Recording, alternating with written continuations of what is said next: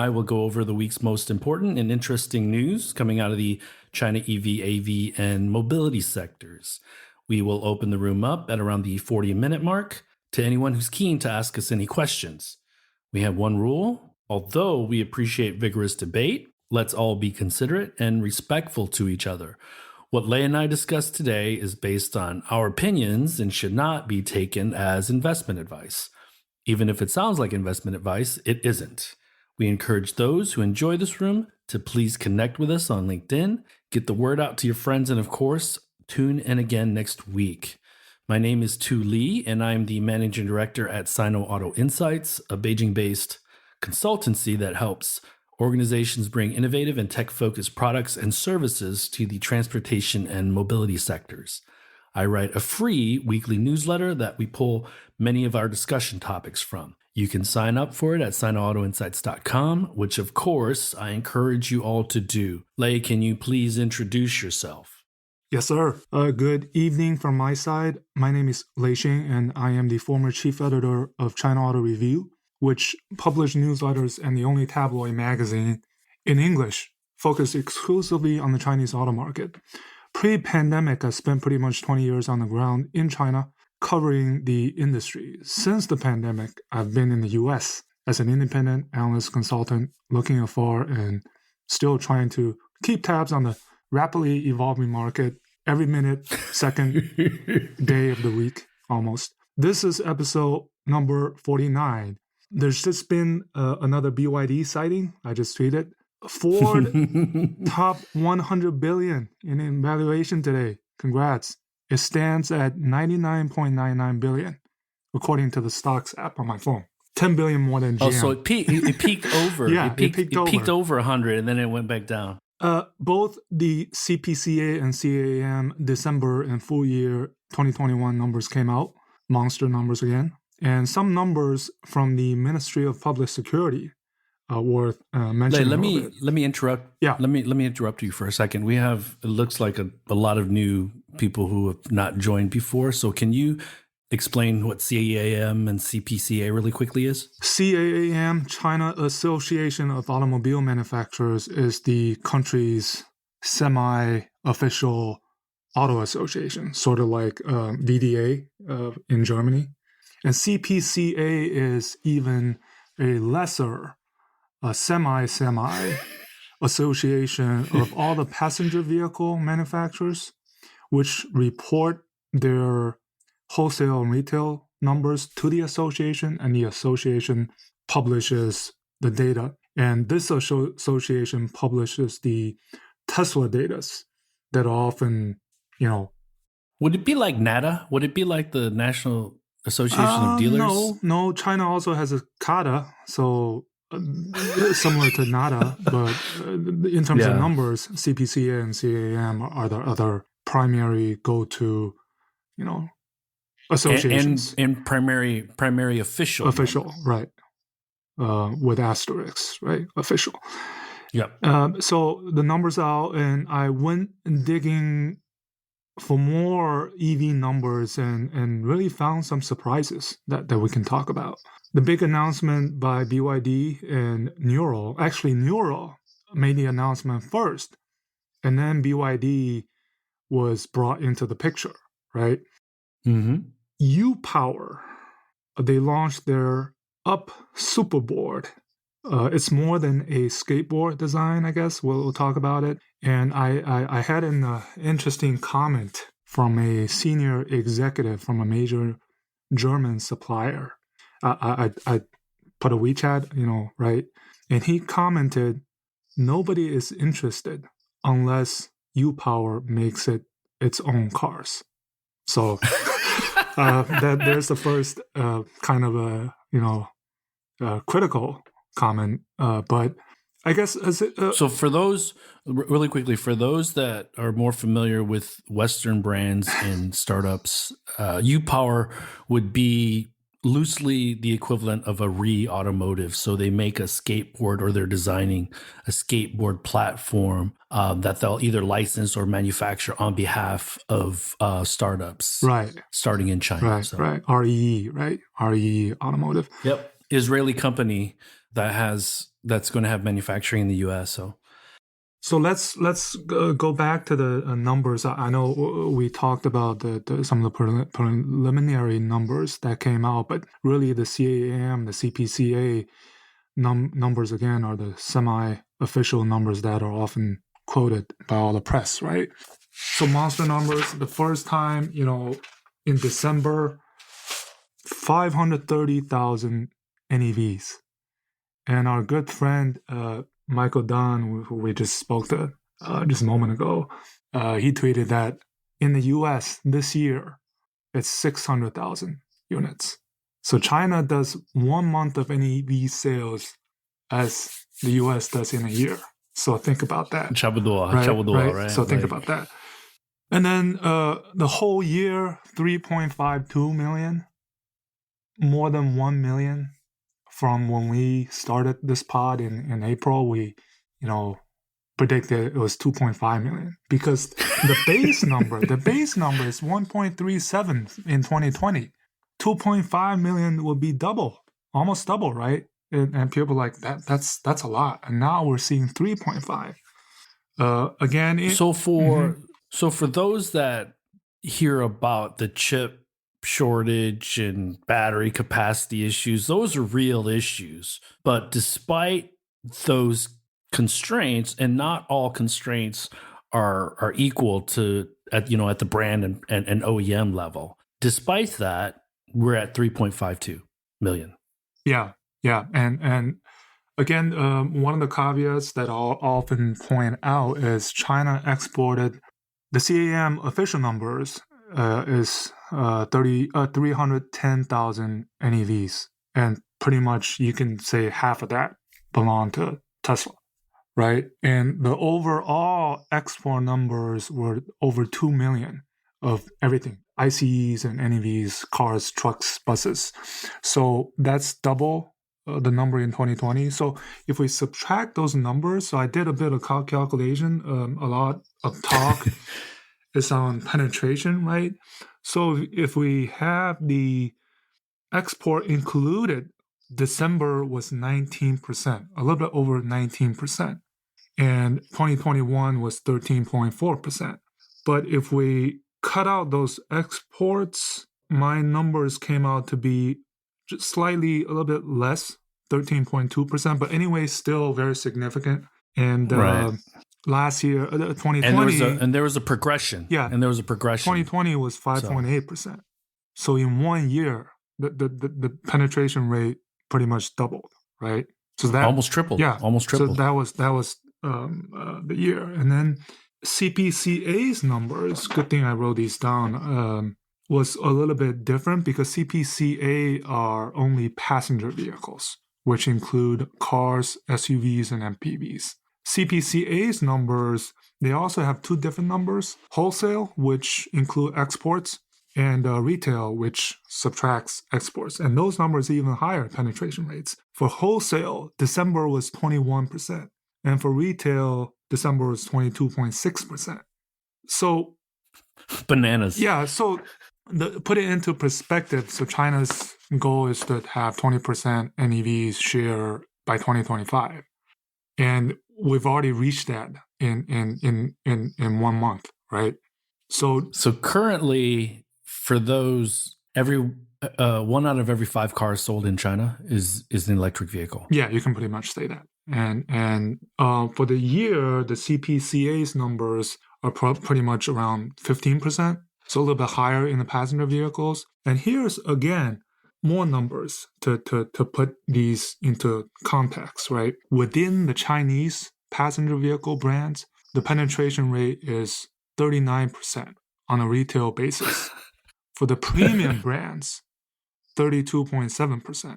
And for the mass market foreign brands, 3.3%. A tenth of the Chinese brand share and the premium brand share. That's the dynamic.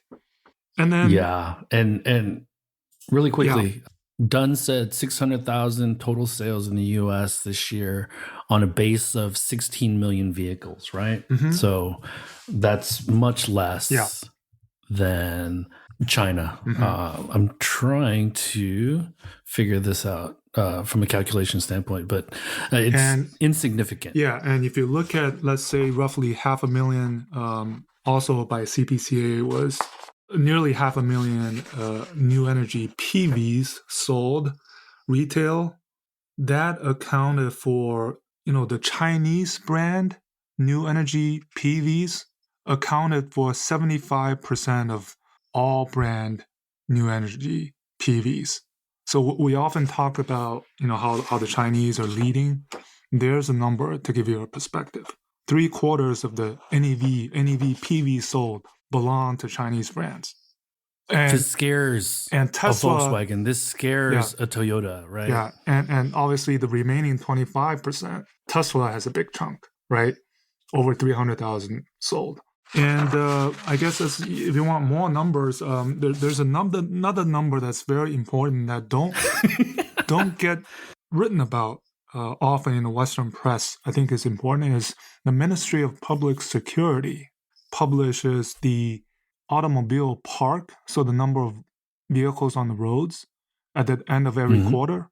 So for the MPS, China registered 2.95 million new energy vehicles, and the total automobile registration was 26.22. So if you do the math, it's 11.25%. And this is a truer picture because it's domestic registrations. It doesn't include export, right? So I tweeted out the other day also, this is one of the caveats, when you look at these penetration numbers, 15%, 20%, whatever, I think the Ministry of Public Security number is a better picture. So 11.25%, but still, right? It's still almost double, 5.85% in 2020. Right. And by the end of 2021, China had 7.84 million NEVs on the roads, or 2.6% of the 302 million vehicles on the roads. Okay. So in 2017, 650,000 NEVs were registered. And in 2021, almost 3 million registered. So US is about where China is at in 2017. Yeah. And to give people a sense of context and scale, this year, Leah had already mentioned 26 million cars sold in China this year, or not this year, 2021. 2021, yeah. And in the United States, around 16 million. China became the number one automotive market back in 2008, I 2009. believe. Yeah. So they've been the number one automotive market in the world for over 13 or 14 years. The United States is second. EU as a region, or Europe as a region, is third. And so when you think about these numbers, and there's plenty of reasons to point at why China is leading on the EV and NEV stuff, but a lot of it has to do with how long the Chinese government has dedicated to nurturing the sector. Since 2009, there have been subsidies, there has been investment. And in 2014, Tesla came in and started importing S's and X's. 2020, they started shipping product locally from ShanghaiGiga factory. And then just the sheer number of products that are available to Chinese consumers is mind-boggling here.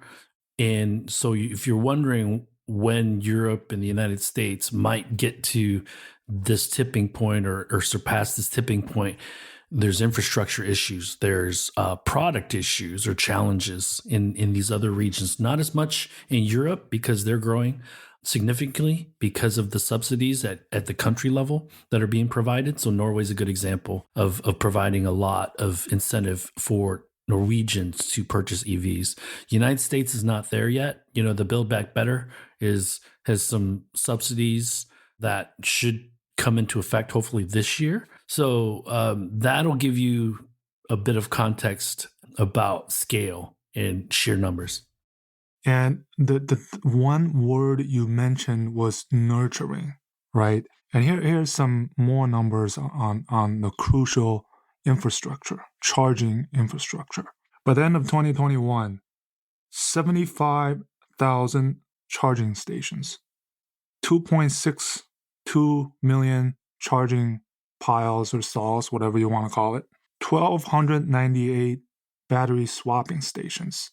So if you do the math... Swapping stations. That's swapping stations, guys. So if you do the math, 7.84 million NEVs on the roads, 2.62 million charging piles, that's 1 to 3. So 1 pile for 3 EVs, basically. And what's the ratio in the US? I think it's a lot higher. and that's part of the reason, I think, why sales are taking off. And they've been taking off in the past few years. And we should also emphasize pricing. They're actually competitive with ICEs here in China. Mm-hmm. So and these numbers were given by, there was a Ministry of Industry and Information Technology press conference specifically on the auto industry. And they gave out some numbers on the battery side. So the battery cell energy density average industry has reached 300 watt hours per kilogram. And the pack or the system, 200 watt hours per kilogram. In 2016, a BEV average range was 253 kilometers. And in 2021, it was 400 kilometers. So just all of these numbers are pretty much, mind-boggling. At a high level, cost per mile is decreasing significantly. The cost of operation per mile to operate an EV in China has shrank considerably over the last 3 or 4 years. And that needs to happen a bit more quickly in the US and Europe in order for take rates to really take off. So I did a quick calculation. The penetration rate or the take rate in the United States is under 4% versus 21 in December for China. So yeah, and I think these numbers are this is build up of many years of nurturing the market, and we're finally kind of seeing this take off. And the other word that I was thinking of was parity. A lot of these EV segments, the models that are out there are on parity with their ICE counterparts, and they're more. I think feature wise, some of them are because of the connectivity. Yeah, I think smart features, they're even better, right? How users are serviced, the community being part of a brand, these are all at play. So, and it is the nurturing thing since 2009, but the catalyst, right? You fill in the blanks if I'm missing anything. Tesla, NIO in 2017, XPeng in 2017, 2018, them and these guys entering the market, the Wuling Hongguang Mini being such a hit. These are all catalysts that helped that nurturing, that helped bring attention to the sector, right? Yeah, I think you're right on point. The three I would also say is the one that these new smart EV startups starting in 2018, Tesla 2020, but obviously quite a while before when they had the imported Model S, right, and the Model X, and then the Wuling Hongguang Mini EV, and plus BYD, which has been doing this for over a decade. The OG. Mm-hmm. And so I mentioned earlier some of the quirky numbers. I did a bit of digging. Nobody probably knows this. Who was the fastest growing, not the biggest volume? I don't think, I was quite surprised to tell you the truth. The fastest growing in terms of pure percentage growth was the Renault Dacia Spring, manufactured by EGT, which is a joint venture between Renault, Nissan, and Dongfeng. And their percentage growth in 2021 was, get this, 1,042%. So 100x over 2020. And the big reason is this little car was in hot demand in Europe, the Dacia Spring. I think over 40,000 units were sold. And the latest number I saw was they exported like 5,000 units a month in Q4. So, it's not a Chinese brand.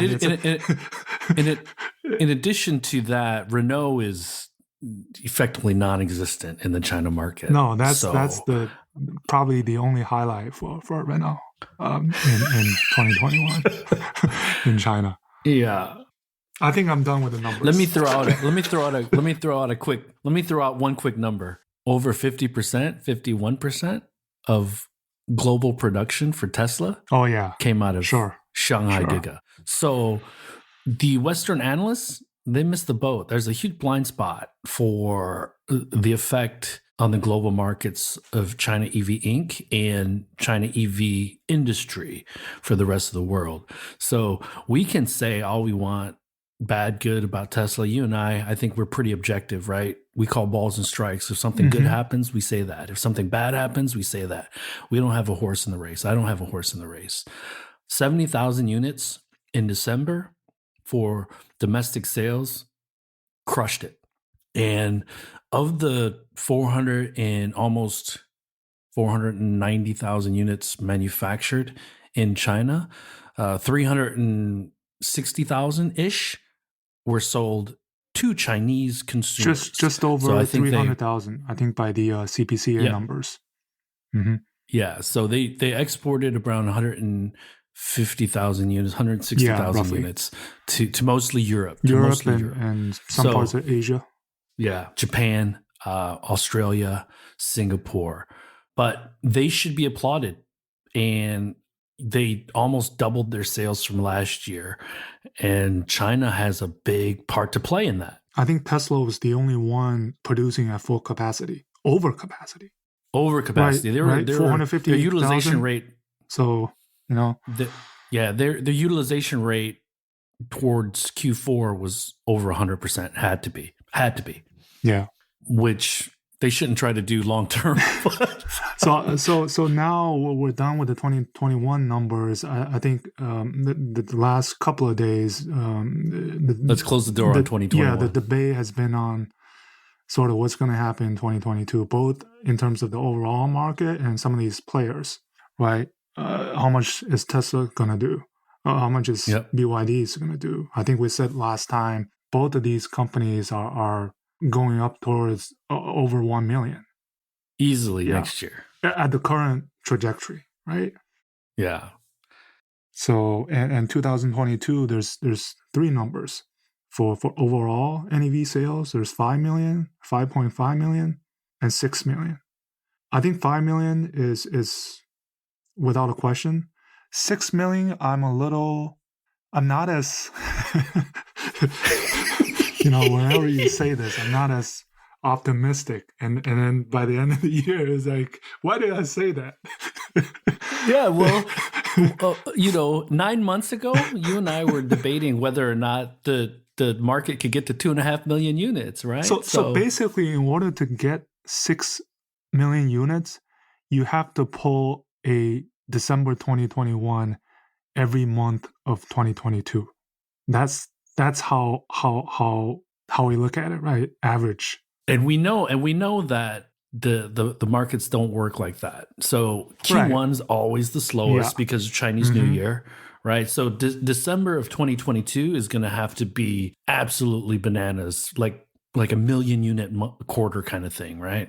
That's exactly what I was thinking of. Something that could be like a humongous number that will crush all previous records, And again, the volume drivers are going to be Wuling or the Wuling clones. It's going to be a Tesla. Mm-hmm. It's going to be a BYD across the board, their products, because those guys are driving the volume. I think the volume drivers will continue to be the two sides of the dumbbell, right? The low end and the premium end. If you look at all these Chinese smart EV startups, doubling, it's easy, right? From 100,000 to 200,000. That's the plan. The other thing too is whether you believe in the Mach-E, whether you believe in the Cadillac Lyriq, they're going to need to do their part to get to 5.5 or 6 million units. And we're talking significant sales. And one of the foreign leading brands, Volkswagen, they're planning 140,000 for the ID, right? And they'll have a couple more Audi e-tron models, the Q5 and the Q4. Hopefully that'll drive some of the sales. But I think for 2022, the middle part of the dumbbell, I think will continue to be, it'll rise, but continue to be something that a lot of people wished would balloon, right? But it's just been the two ends of the dumbbell that's been growing. I think 2022 will continue that way in a sense. But there will be more. There will definitely be more models in the handle part of the dumbbell. The other thing that is important to note is this is occurring in a shrinking ICE market. Okay, so ICE sales have really, really shrank versus 2020, number one. Number two, premium and luxury sales, non-EV, premium luxury sales continue to gain more share of their overall market. I think it's at 12 or 13%. So Audi, BMW, Mercedes, Bentley, Rolls-Royce, companies, Aston Martin to a lesser extent, they're all having record years, mostly driven by China market. All of these players, they could easily double because of their low base, 20,000 units here, 30,000 units here. And I just saw another number that's worth mentioning is CAAM, they did a aggregate of all the so-called startup new brands, not necessarily the NIOs or the XPengs, but probably includes Zeekrs and Voyas. These aggregate number came out to be almost 950,000 units, accounting for 3.6% of the market. So almost a million from these startup new brands in 2021. I think that million probably includes Tesla, because I did a bit of calculation, and there's a big discrepancy once you add all of these Chinese. So I'm not sure whether CAM counted Tesla as one of these new brands, but significant, right? Almost a million units, and taking away shares from the traditional groups. And this is the important thing that we need to also communicate about 2022, Lei. I believe that NIO and XPeng will kind of separate themselves from a sales volume standpoint. We have to remember that NIO is a premium automaker. Their price point on average is much higher than a typical XPeng vehicle. So we should see XPeng actually move farther away from a sales standpoint than a NIO. And it's not concerning. It's just because the P5 is at a 250 to 350,000 RMB, or less than 40,000 US dollars price point, and a G9 is probably going to be less than $50,000 versus an ET5 and an ET7. An ET7 is an $80,000, $70,000 car. Right. So you're not going to get hundreds of thousands of sales of that ET7. And that's okay because they're going after different market segments, and that shows in the financial earnings reports, right?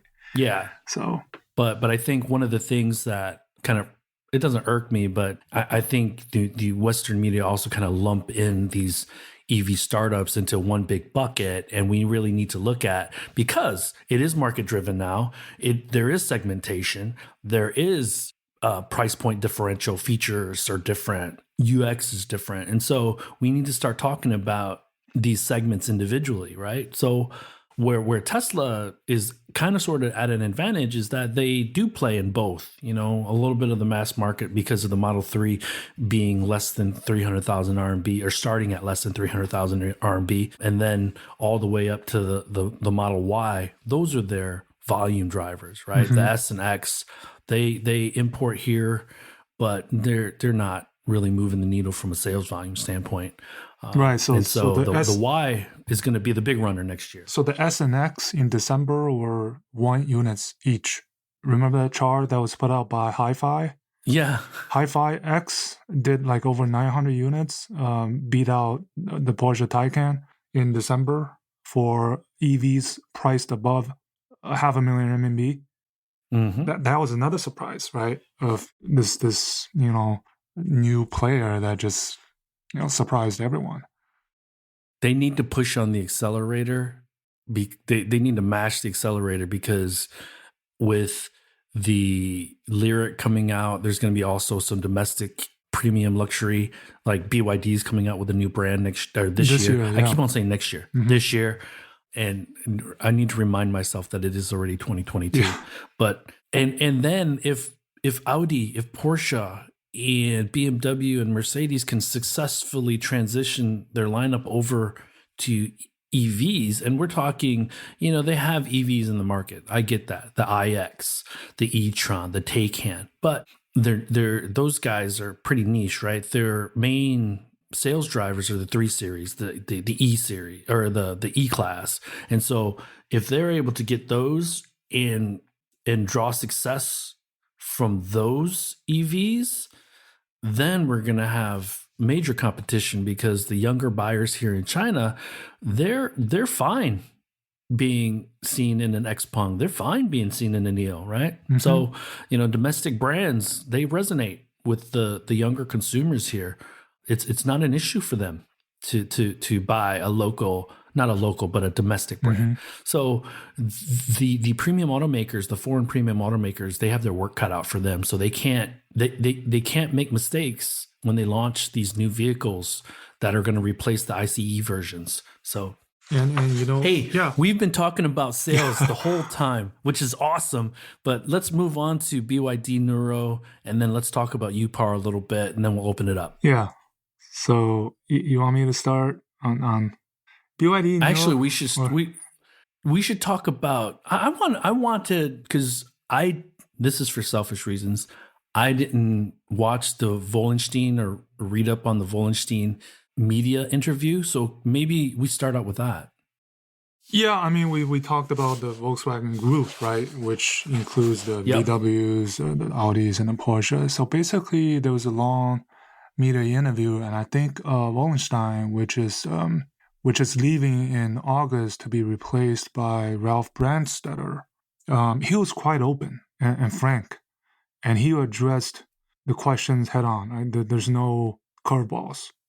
So he said it was for Volkswagen Group. It was a tough year. They lost 630,000 units of production, and there's another number that he declined to reveal, which is a internal planned or expectations of a group sales expectations. So they did 3.3 million, right?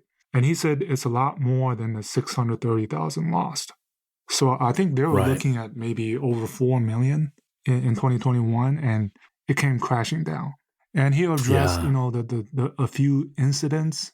Again, this smoke screen for the chip shortage. There was a Renaissance fire. There was the Ningbo, actually, which affected December production and sales. The Ningbo COVID cases, and they have a Shanghai Volkswagen plant and surrounding suppliers in Ningbo that affected their final month of numbers. So he talked a lot about the chip shortage affecting, especially they're so dependent on the MQB platforms, as well as the MEB platforms. And he said for the ID, obviously they wanted to do 80,000 to 100,000 units, and they were looking at start of Q4. They were looking at about 92,000 units, and they ended up doing just over 71,000, so 20,000 less. And they were thinking if they did 90,000, and in 2022, 180,000, basically doubling. But now they're saying 140,000. And the other thing he talked about was the upcoming, there's 2 different joint ventures, new ones, which Volkswagen have a majority ownership. One is the Volkswagen Anhui, and the other one is the Audi FAW NEV, which will be producing the PPE platform vehicles 2024. So the Volkswagen Anhui will actually be becoming their new hub, innovation hub. So all the CARIAD, the software organization, will be over there. They have a China team now. They have a new Chinese guy, I think Chinese German or something that's leading that organization. And they'll be working with Goshen, which is based in Hefei, not too far from the Anhui plant. And Goshen is a battery cell manufacturer, supplier, by the way, right, guys. which Volkswagen invested into 2 years ago. And two companies he mentioned that they're working with are very interesting. One is A123. So they have 3 cell suppliers: CATL, Goshen, and A123. I think. Let me throw some light on that A123. So A123 was a battery cell startup based out of Michigan years ago, 10 years ago, 11 years ago. Went bankrupt, got acquired by a Chinese company. I don't know the Chinese company's name. I forget now. But they're back in business. A123 is now back in business. Yeah. So they're working with 3 Chinese cell suppliers. And another company they're working with on their autonomous assisted driving effort is DJI, believe it or not. The drone company. The drone company. So very interesting. This is what he shared. And then another part of it, I think, was he opened up about NIO's battery swapping strategy or tactic. And he just basically explained that as a volume brand who are looking potentially millions of NEVs in China, he just didn't say the battery swapping was right or wrong, but he said it wouldn't be the right strategy for a brand like Volkswagen because of the sheer volume. And you have to produce the battery for the EVs, right? And then you have to produce additional batteries for the swapping stations and invest in the swapping stations. And he just said, out into the future, when the solid state batteries come on, when the 800 volt architecture with the fast charging, right? 5 minutes you can probably charge, 5 to 10 minutes you can probably charge to 80% full. He just think out into the future, it just doesn't make sense for Volkswagen to do the battery swapping. So I think that from my interaction with him over the years, usually you don't talk about competitors, but he actually talked about that business model quite a lot. So that was interesting. And I think he has a fair point, right? He's not saying it's wrong or right. He's just saying that for a company like NIO, it's a strategic thing to do because they're starting with this entire new model, right? So that's their way of doing it. But it's not going to be Volkswagen's way of doing it. And he thinks it doesn't make sense. To be fair, part of NIO's calculus on that battery swapping, it was strategic from a business model standpoint, but it also lopped off $10,000 on their vehicle, which made it more attractive, right? And if we rewind, the Chinese government effectively gave them a carve out because the subsidies available for vehicle sales is capped at 300,000 RMB. Okay. So if you look at Tesla, their Model 3 was over 300,000 starting price, and then they reduced the price to start under 300,000. And at that time, the Chinese government made an exception for cars. Cars could receive the subsidy if they're over 300,000 RMB if they had swapping capabilities. And so the Chinese government, I don't know, you tell me, I don't know if it was the central government or who decides that, but effectively the Chinese government gave a carve out or a handout to NIO specifically in order for them to be able to take advantage of that subsidy. Yeah, almost like a bailout, almost. Yeah. And then another subject he addressed was the agency model, which has some issues in 2021 when you switch from the traditional channel of selling ICEs versus NEVs. I think that caused some friction in their across their Shanghai Volkswagen and FAW Volkswagen. They have 2,000 dealerships. So, and then let's say 10% or 20% of those will be doing the traditional ICE channel and the ID agency model at the same time. So there was some friction, but it looks like after a year that these dealers are completely on board.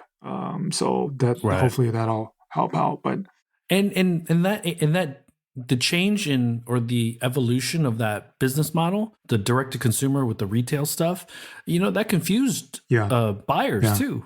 So it wasn't just a dealer coordination challenge. It was, okay, if I'm a Chinese buyer and I'm curious about this ID series, I go to my dealership, I don't see it, and they don't know anything about it. So what do I do? Where do I go? Mm-hmm. So they did this meter interview at a ID store in Solana, the Shanghai Volkswagen ID stores in Solana. You probably can go check it out. I was just there like 2 weeks ago. Yeah, so, I was just there 2 weeks ago. So.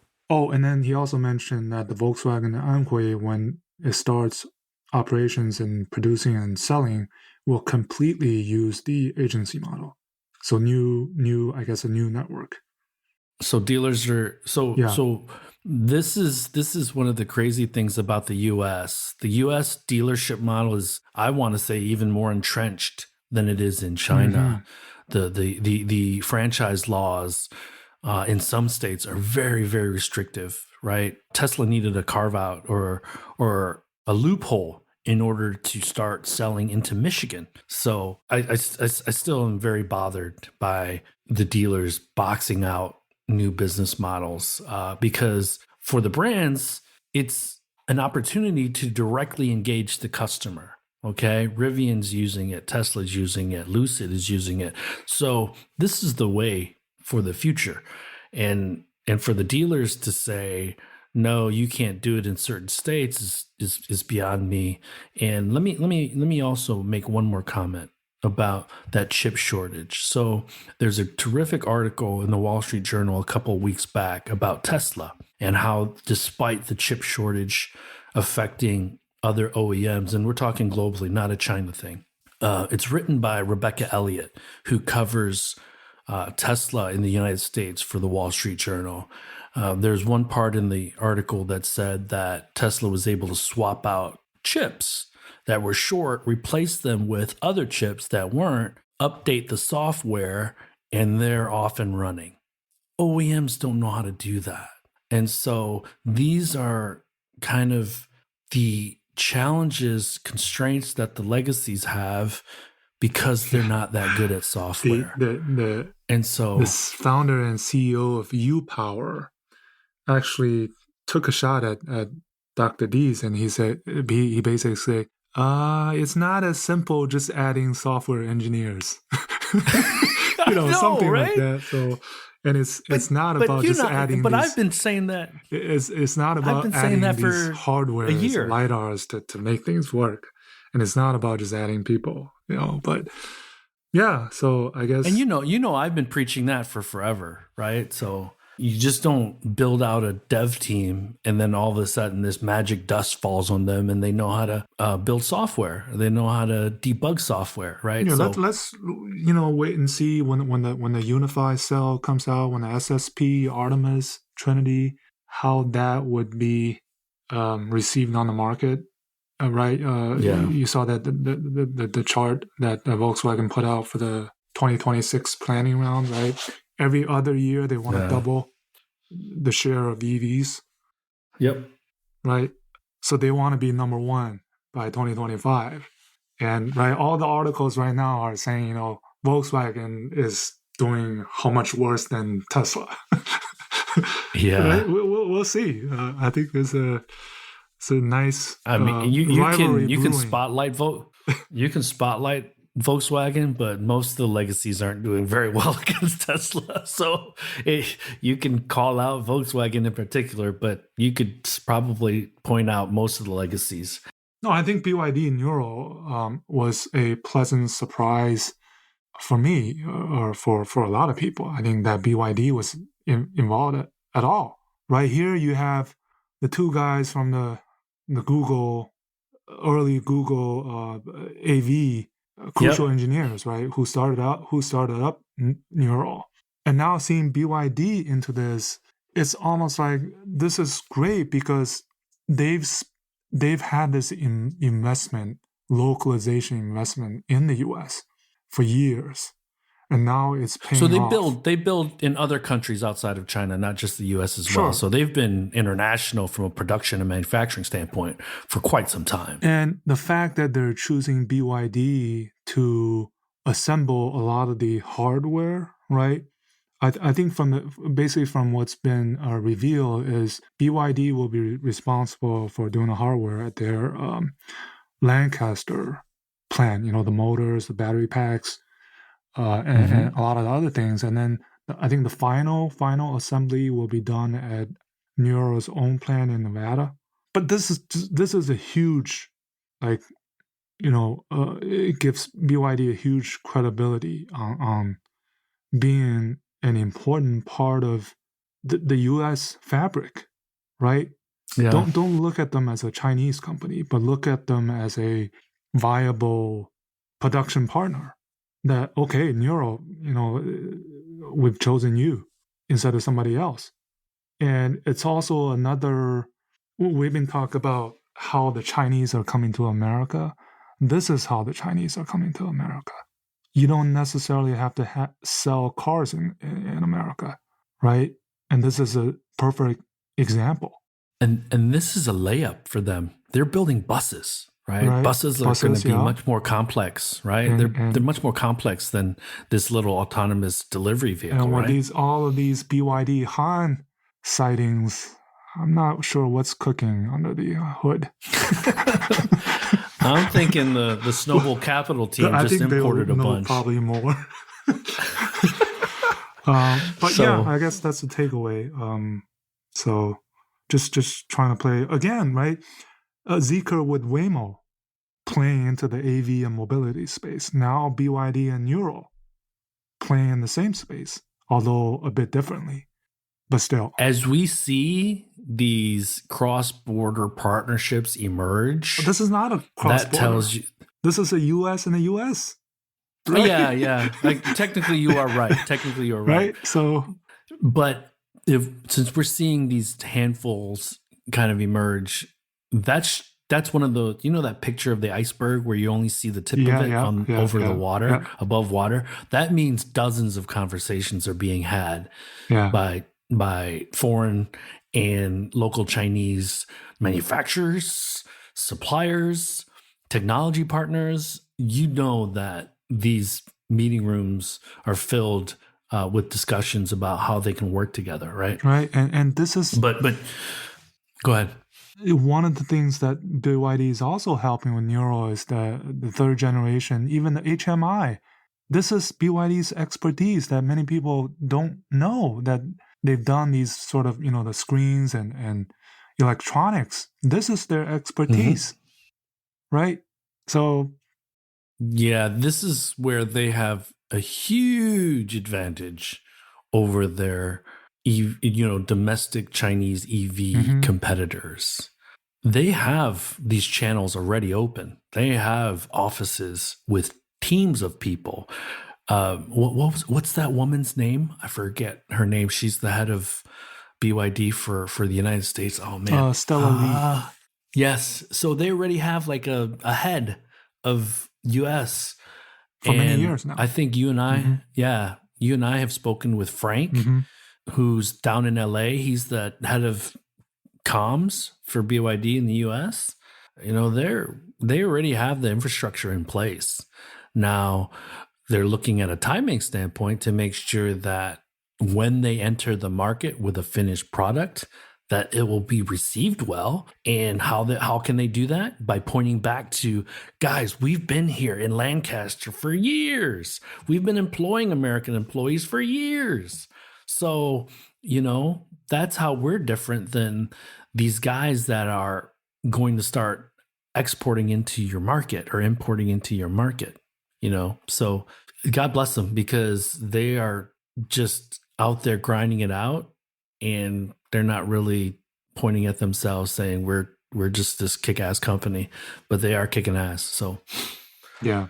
reminder to folks, if you guys have any questions or comments, just please feel free to raise your hands. Let's talk about UPower. Did you get to watch that replay of the press conference? I watched the first 15 minutes. I actually really enjoyed his opening because I've watched some of these and I've attended some of these, and they're pretty dry. But that woman, the example of him saying this woman spent 300,000 RMB yeah. to buy like a camper, right? That's not normal. It's not like everybody does it, but it's not unusual.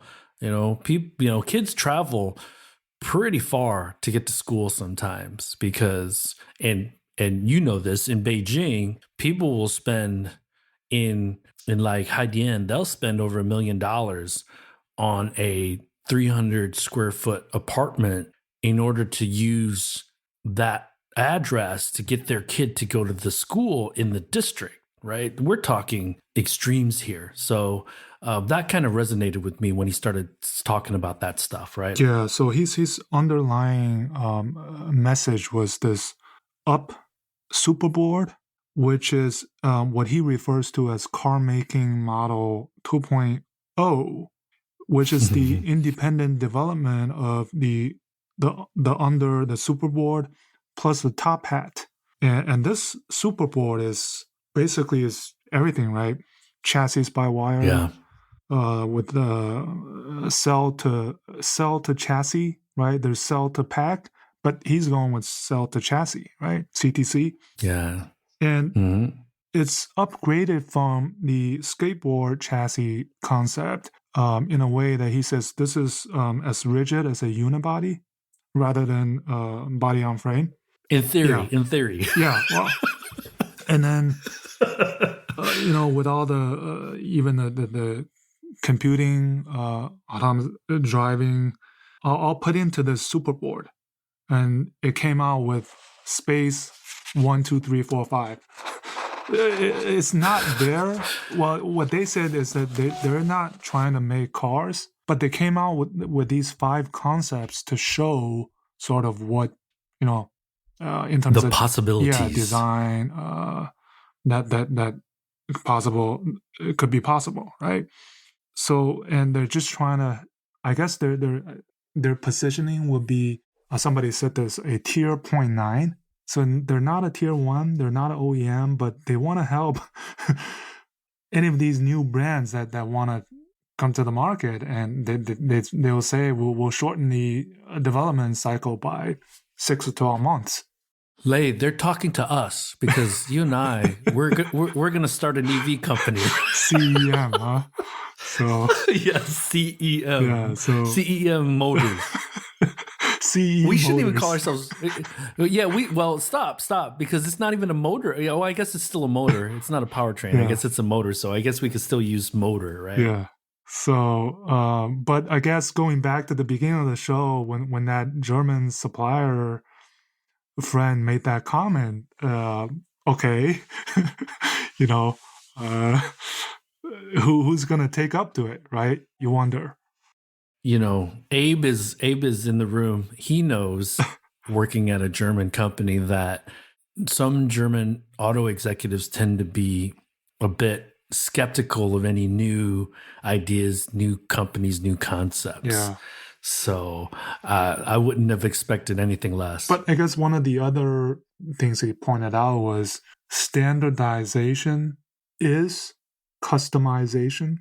It might be a bit difficult to understand, but by standardizing the superboard, he means that you can actually customize more. Yeah. Right? So you put up a lot of these, well, that's cheesy. I took that as mass customization, right? An iPhone is different to each individual through the apps that you download and the things that you do with it. But manufacturing and physically, it's the same thing, right? So again, a little bit cheesy, but I just looked at that as more of a mass customization reference than anything else. And he had the CEO of Bosch China and CEO of Momenta in as guests in the videos.